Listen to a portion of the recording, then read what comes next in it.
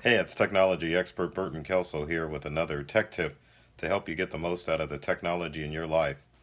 A lot of us struggle with updating our iOS devices, which include iPhones and iPads. There are several things that can cause this problem to happen. Let's take a look and see some of the things that you can do to troubleshoot an iPad or an iPhone that won't update to the latest software. We've got our trusty iPad here. Um, But to find out if your iPad needs to be updated, you just need to go ahead and click on settings. So we're going to do that now. Once we click on settings, it'll immediately notify us in the settings option that it's time for a software update. As you can see from the section that says software update. Uh, Now, normally your iPhones and iPads should update over the air, which means that if you're connected to a Wi-Fi connection or your cellular connection, it should update when you tell it to update, or it should update automatically. If you want to get the update for your iPhone or iPad, just click on software updates. What it'll do is it'll give you a rundown of the current iOS version that is going to be downloaded. This iPad currently needs iOS 10. If we want to click on install, it'll go ahead and install the iOS 10 update, and then you should be off. But if it doesn't happen that easy, there are several things that you can check to see if your iPhone or iPad will update to iOS update. So let's go back to general and see what we can take a look at. One of the things that you want to make sure of is that you've got a fairly new iPad and that you've got plenty of room. To find out more information about your iPad, you can click on About. And again, this is under the General section. And it gives you a rundown of what version of iOS you have.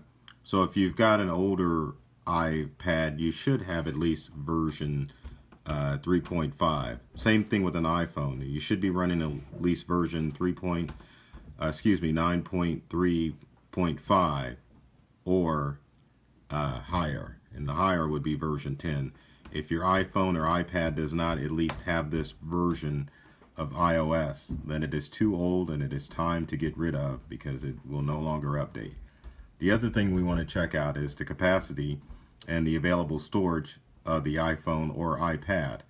To check out how much room you've got, you can just go to capacity, which will tell you the total space on the iPad, and you can also click on or look at availability, which tells you how much room you have on your iOS device.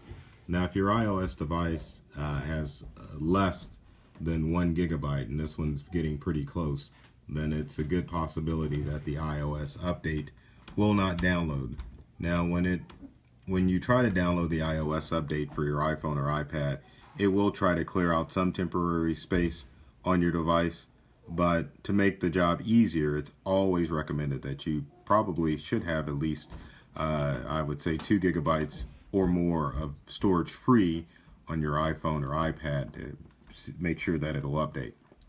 Now, if you're not able to update over the air via Wi-Fi or a wireless connection, you can always update your device using iTunes.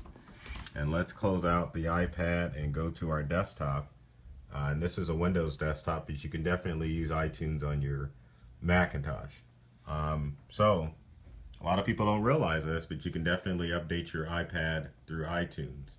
And so in iTunes, once you click up your iOS device, whether it be an iPhone or an iPad, it'll show you the indicator of your device. Once you click on it, it'll give you a description of what's on your iPad, and it'll also give you the opportunity to update your iPad as well. So a lot of times, if you can't update it wirelessly, plug it up, download iTunes, and try to download it through iTunes. Another thing that you should always take precautions with any update, if you are cautious, is to tell it to back up now. When you connect your iPad to iTunes, you always have the option to back up your iPhone or iPad. That way, if anything goes wrong, you can definitely have a backup of all your information. So finally, if you're not able to update through iTunes on your iPad, then that means that you've got a iPad problem or an iPhone problem.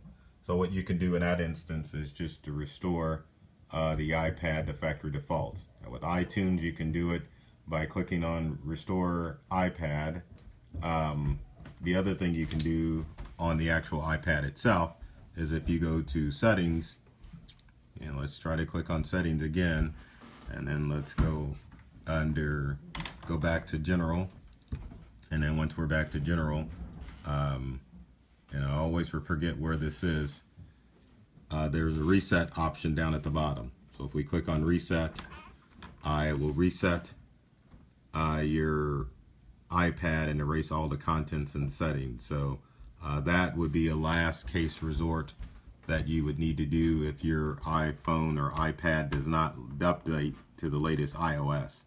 And finally, if resetting your iPhone or iPad back to factory defaults does not work, then you definitely need to get a new device. So hopefully that will give you some instruction as far as what you need to do as far as the iPad and iPhones are concerned, as far as iOS update problems. It's a pretty simple procedure.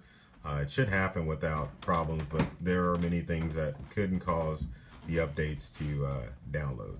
One other thing that I failed to mention too, as far as updates are concerned, if you've got a shoddy Wi-Fi connection, that would definitely cause the iPad to not update. So if you do have an iPad or an iPhone and it's not updating, check your wireless connection as well. Make sure that you've got a strong Wi-Fi connection. As you can see, this iPad does. Your iPhone will have the same status bar either under General for the iPad, or if you go back to the main screen up in the upper left hand corner, it will tell you what your wireless signal is for the iPad.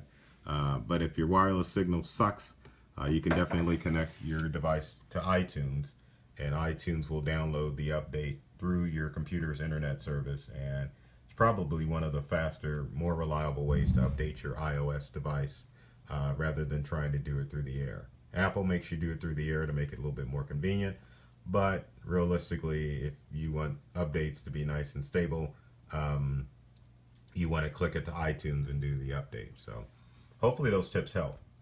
As always, if you've got comments or questions, comment section below. You can check out more great tips videos like this one on our YouTube channel at Integral On-Site and Online Tech Support.